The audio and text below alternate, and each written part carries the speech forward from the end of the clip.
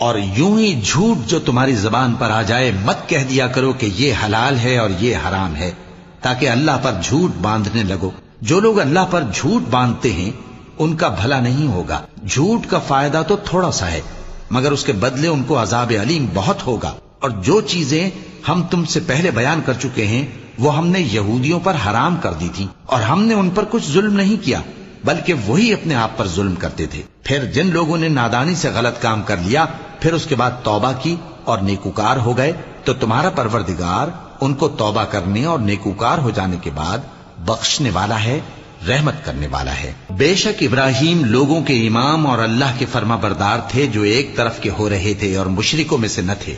اس کی نعمتوں کے شکر گزار تھے۔